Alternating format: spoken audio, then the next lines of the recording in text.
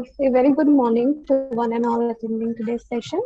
Today, I shall be discussing the role of posterior sclerotomy and trabeculectomy in a post-trabeculotomy case of Sturge-Weber syndrome. And we do not have any financial interest in this presentation. To begin with, Sturge-Weber syndrome is genetic mutation, and one of the main clinical feature of this syndrome is congenital glaucoma. However, there can be involvement of the anterior as well as the posterior segment of the eye. So, coming to the clinical scenario, we had this one 8-year-old boy who presented to the IOPD with clinical features of headache, diminution of vision, and pain around the right eye for 1 month. He was already an established case of Sturge-Weber syndrome, and he also had the history of trabeculotomy at 6 months of age. On clinical presentation, we could notice a port wine stain that was present on the right side of the face and the neck, and it was present since birth. On clinical examination, the best corrected visual acuity of the right side was 6/60. Ocular melanosis was noted along with presence of aberrant episcleral vessels on the right eye. The cornea was edematous with intraocular pressure, with rise of intraocular pressure, which was 42 millimeter of mercury. On fundus examination, we could notice a choroidal hemangioma and a narrow angle was detected on gonioscopy. So the patient was planned for several investigations. The ultrasound B scan of the right eye was normal. The chest X-ray did not reveal any obvious abnormality. However, the echocardiography showed ventricular septal defect. To rule out any neurological involvement, EEG was done, but the EEG record was normal.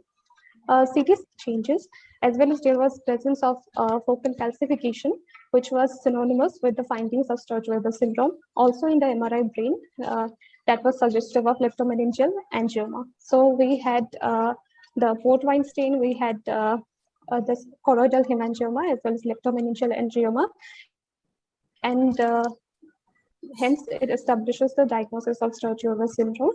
Finally, the patient was planned for additional surgery, as the trabeculotomy that was done at 6 months of age failed to control the intraocular pressure.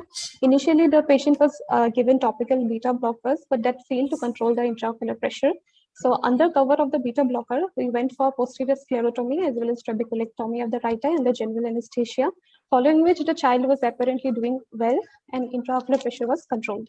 So coming to the discussion, Sturge-Weber syndrome is a rare genetic disorder with an incidence of 1 per 50,000, where the association with glaucoma is 30 to 70% of cases.